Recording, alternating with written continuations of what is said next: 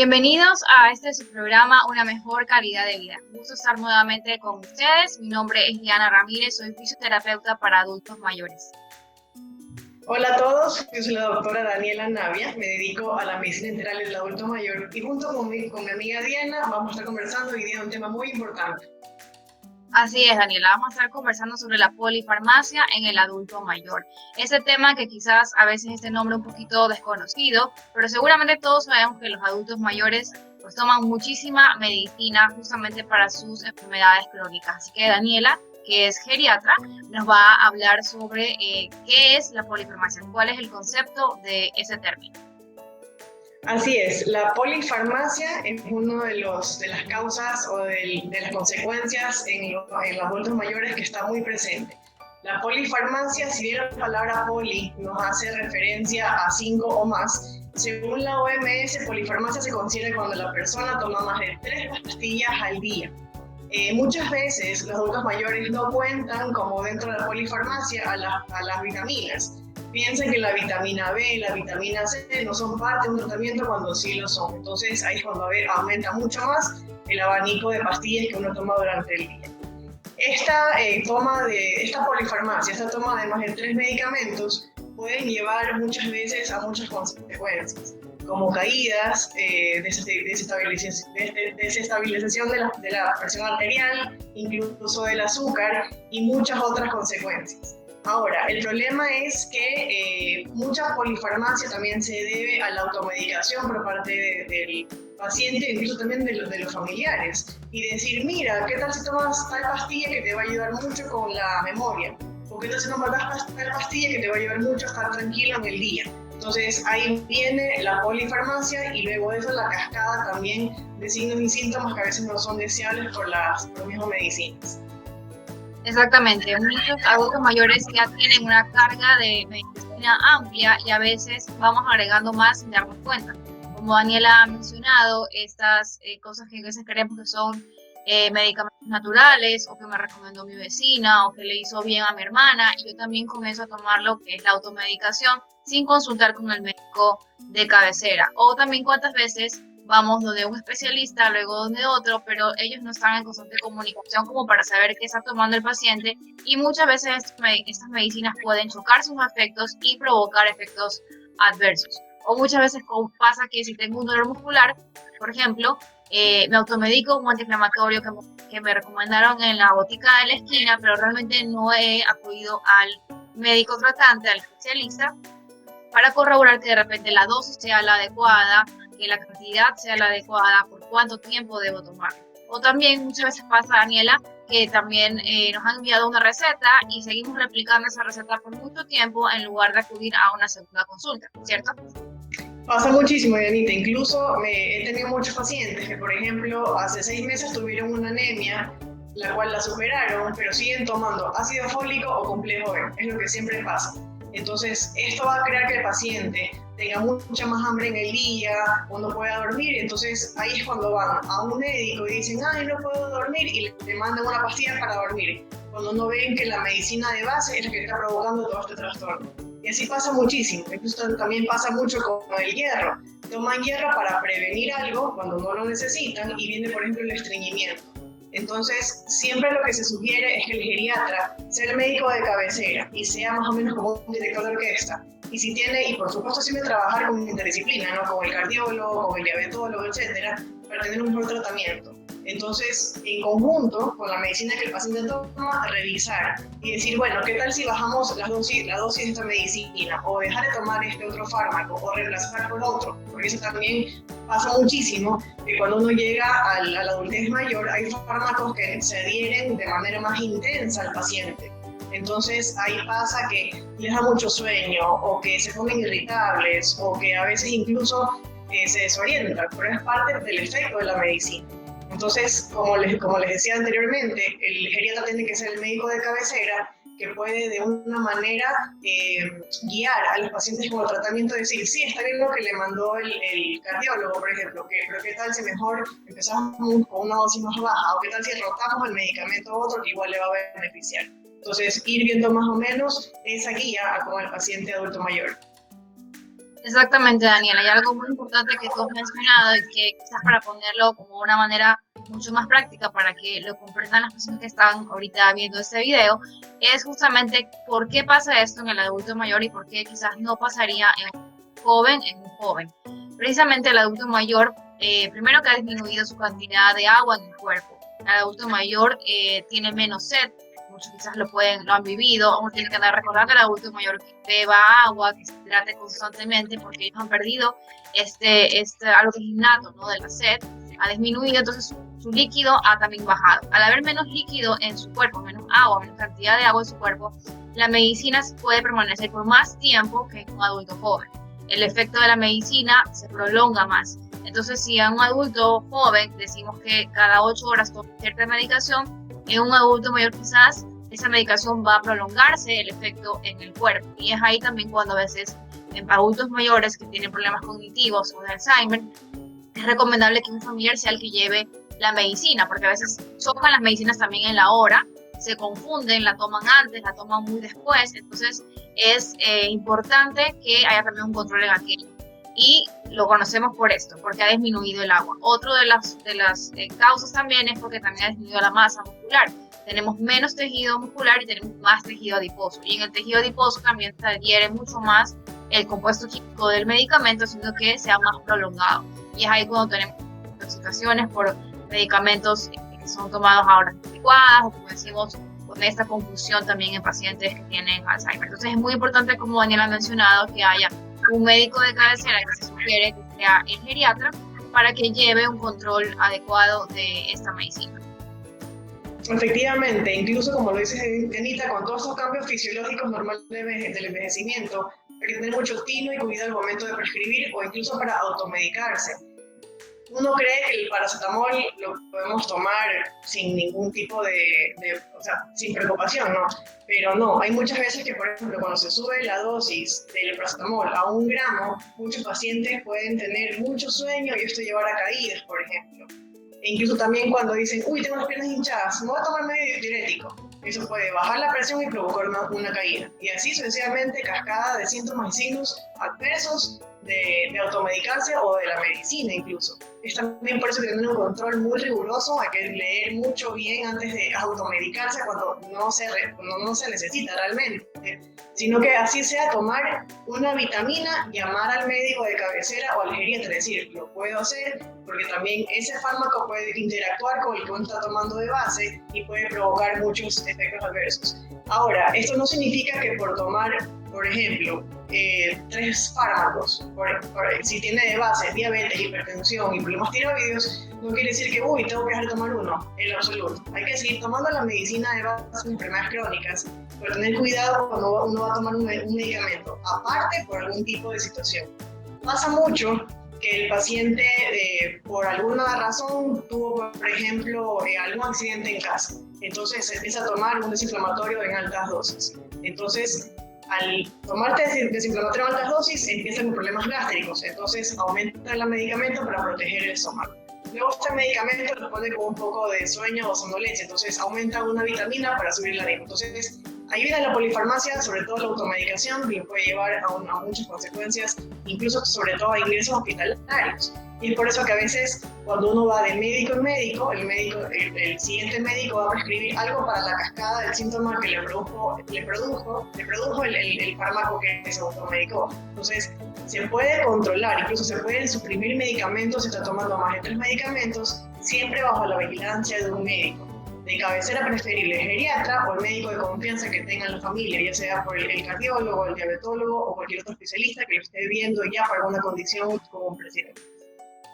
Exactamente, esto que acabas de mencionar es muy importante. Esta cascada que se va formando incluso puede tapar otros síntomas, como algo muy personal, por ejemplo, que me ocurre en la consulta cuando van pacientes y dicen es que me duele mucho las piernas, la espalda, lo que sea, tengo una lumbalgia, una cetalgia de mucho tiempo, y tiene durante mucho tiempo tomando antiinflamatorios o alguna pastilla para el dolor, y a veces ha sucedido que estas pastillas para el dolor disfrazan síntomas de otra cosa, una apendicitis, alguna cosa más grave, pero como estoy constantemente tomando una pastilla para el dolor, no me doy cuenta que probablemente tengo otro diagnóstico que no he tratado, alguna enfermedad que quizás si el dolor se pudiera notar, yo pudiera detectarla a tiempo o acudir al especialista adecuado. Entonces es muy importante recalcar siempre esto, no la automedicación. La automedicación siempre va a llevar a una cascada inevitable de pastillas que va a complicar al paciente. Y como ha mencionado aquí Daniela, una de las cosas más graves que puede suceder es las caídas.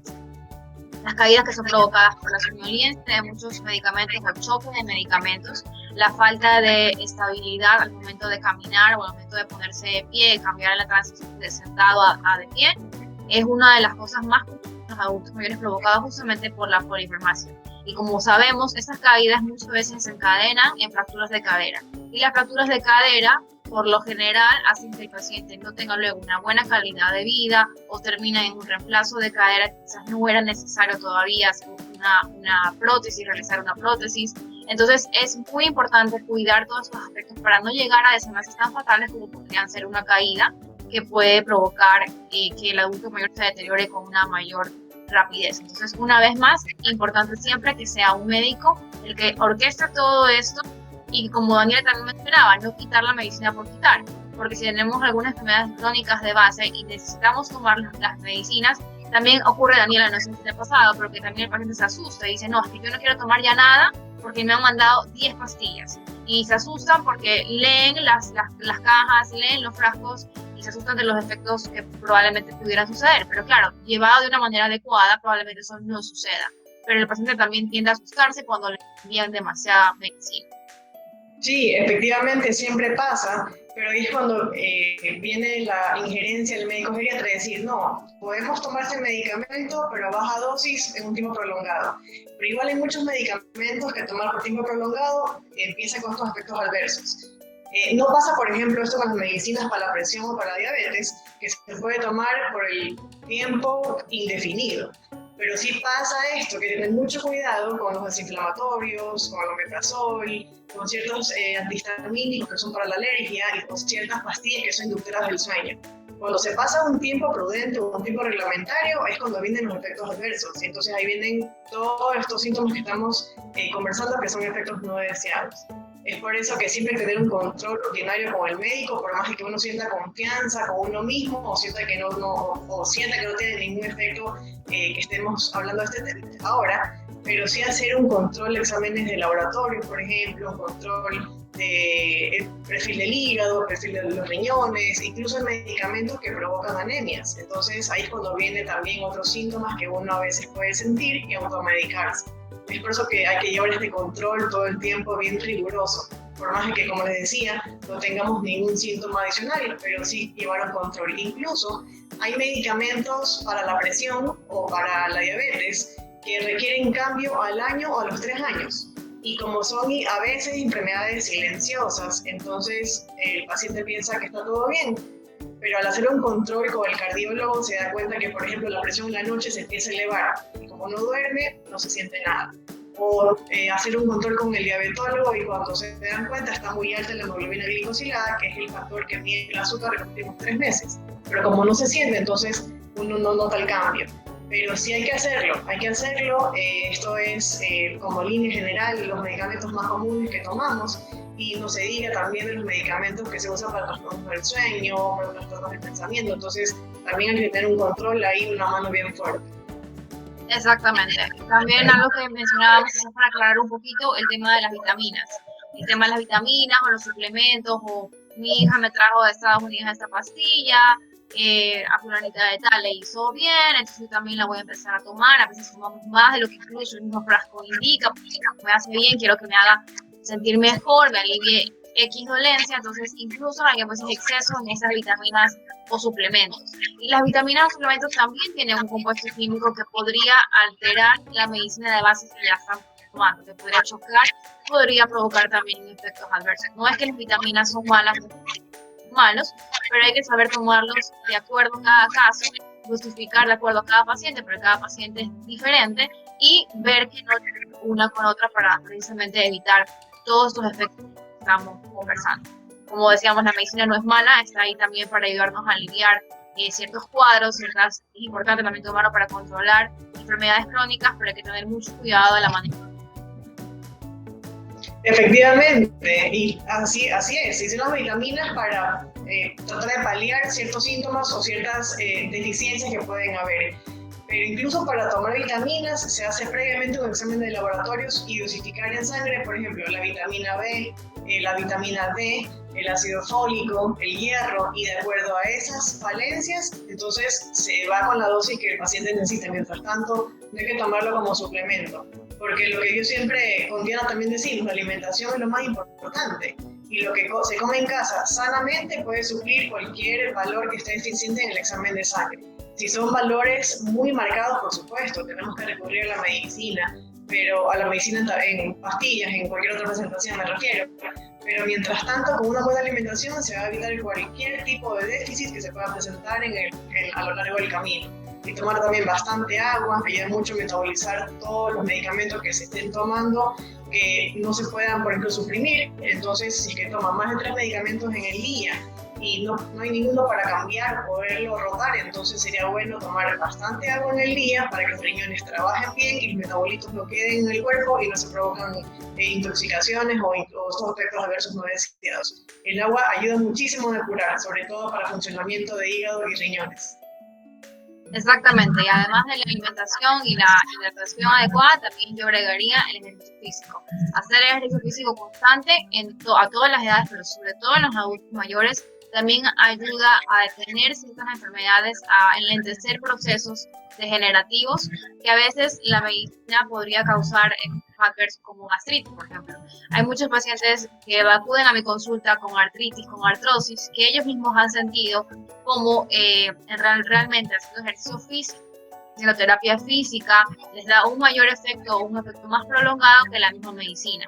Y han incluso bajado su dosis, pero ha aumentado en cambio la dosis físico. Lo mismo con el trastorno del sueño. Hay muchos pacientes que tienen trastorno del sueño, adultos mayores, que haciendo ejercicio físico diario, una rutina guiada, han logrado controlar mucho el tema del sueño. Porque si tienen activos de día, pues obviamente les va a dar más cansancio en la noche y van a poder tener un sueño más reparador. Entonces, aparte de la alimentación, aparte de la hidratación, es muy importante el ejercicio físico como un medio preventivo y como un complemento a la medicación tradicional, que incluso podría, como Daniela mencionaba, hacer que bajemos las dosis para evitar algún efecto secundario, pero suplementándolo con cosas naturales, la alimentación, la hidratación y el ejercicio. Dani, ya para terminar este espacio que ha sido muy enriquecedor, ¿cuáles serían los consejos para evitar esta polifarmacia?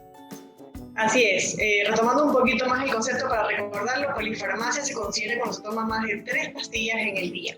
Si son más de 3, habría que revisar el resto de medicinas o revisar en conjunto la medicina cuál se pueda suprimir o bajar la dosis o rotar a un medicamento mucho mejor. Como consejo en casa les dejo tomar bastante agua para tratar de curar todos estos medicamentos, y el consejo que les doy como médica geriatra es, por favor, consultar con el médico de cabecera para ver si lo que están tomando está correcto, o si no, también consultar al geriatra, que debe ser el médico de cabecera, para tener un mejor lineamiento y tener una mejor dirección sobre su salud para que tenga una mejor calidad de vida. Exactamente, Dani. Para complementar esta recomendación tan importante y que es la principal, también vayamos a nuestros botiquines y revisemos la medicina que tenemos. A veces también caemos en la tentación de usar medicamentos o pastillas que ya nos han enviado en recetas anteriores el año pasado, sobraron ahí un poquito, entonces como me duele me lo vuelvo a tomar. Quizás también revisando nuestro botiquín, eliminando lo que ya no sirve. A veces hay medicamentos que están vencidos y que ya no funcionan para lo que tengo actualmente.